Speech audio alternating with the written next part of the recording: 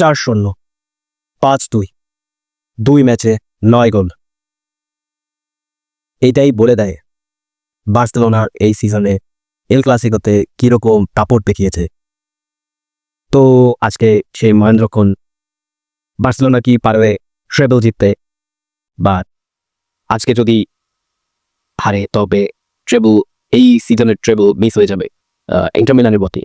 তো কি হবে সেটাই আজকে রাত 2টায় আপনারা দেখতে পাবেন। তো আসুন আমরা রিয়াল মাদ্রিদ ভার্সেস বার্সেলোনা এল ক্লাসিকোর প্রিভিউটা করে নেই। এবারে এরকম করতোই এই পাশে ফ্রান গার্সিয়া, যেহেতু লেফট ব্যাকে রিয়াল মাদ্রিদের কোনো অপশনই নাই বর্তমানে, তো দ্যাটস ওয়াই ফ্রান গার্সিয়াকে খেলাতে হবে এখন।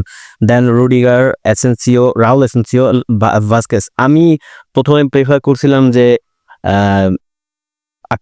ইকে খেলানো হোক, এই ভালভার্দেকে রাইট ব্যাক পজিশনে খেলানো হোক, যেহেতু এই পাশে রাফিনিয়াকে আটকাতে হবে। যেহেতু রাফিনিয়াকে আটকানোর জন্য আমি মনে করছিলাম ভালভার্দেকে খেলানো হোক, বাট তার চেয়ে আমি মনে করি ভালভার্দেকে প্রয়োজন পেদ্রিকে আটকানো। পেদ্রি হচ্ছে এবার বার্সেলোনার সবচেয়ে আমি মনে করি পেদ্রিকে ভালভার্দেকে পেদ্রিকে আটকানোর জন্য খুবই দরকার, অ্যালং সাইড উইথ শিওমেনি।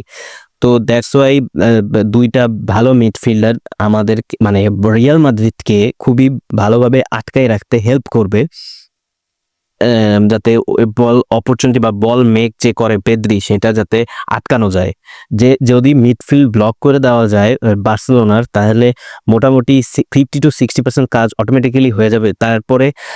তারপরেই ভালভার্দে বলগুলো ভিনিসিয়াস জুনিয়র বা বেলিংহাম বা রদ্রিগোকে দিয়ে এমবাপ্পের জন্য বল পাঠাতে পারে।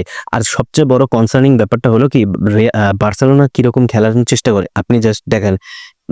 যেহেতু ওরা হাইলাইন ডিফেন্স খেলে, রাফিনা, এই পাশে ফার্মিন।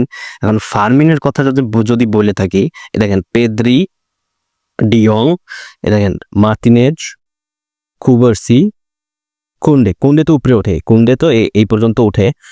মার্টিন যদি বাড়লে থাকতো, বাড়লেও এই পর্যন্ত উঠতো, বাট মার্টিন এই পর্যন্ত ঠিক আছে। বাট পেদ্রি এই পাশে, যেহেতু বার্সেলোনা এইরকম সিস্টেমে হাইলাইন ডিফেন্সে খেলে, দ্যাটস ওয়াই আমার মনে হয় রিয়াল মাদ্রিদের আজকে ওই অফসাইড যাতে না হয় সেটা খুবই ভালোভাবে দেখতে হবে। আগের বার মিনিমাম এমবাপ্পে 2টা গোল দিছিল, বাট যেহেতু হাইলাইন ডিফেন্সে খেলে অফসাইড ট্র্যাপের কারণে গোলগুলো হয় নাই। তো দ্যাটস ওয়াই আমার মনে হচ্ছে যদি ভাঙতে হয় আজকে এমবাপ্পের বেস্ট একটা ম্যাচ দিতে হবে, তার লাইফের একটা বেস্ট ম্যাচ দিতে হবে, কারণ বার্সেলোনা এই সিজনের সবচেয়ে বেস্ট টিম। তারা অ্যাটাক অফেন্সিভলি ডিফেন্সিভলি অনেক বেটার। আর রিয়াল মাদ্রিদের আজকে উচিত মনে হচ্ছে বলটা তাদের হাতেই রাখা এবং কাউন্টার অ্যাটাক বেস ফুটবলটাই খেলানো উচিত।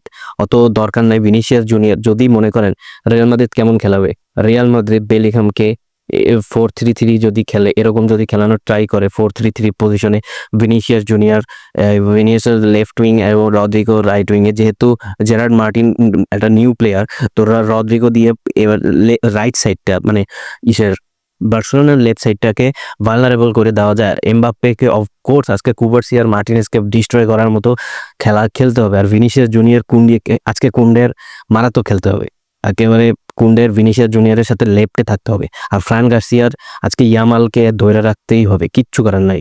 তো আজকে আপনারা বইলা যান কিরকম হইতে পারে লাইন আপটা, বা কি স্কোর লাইন কি হইতে পারে, কে জিততে পারে, জাস্ট আপনারা প্রেডিকশন করে জানান।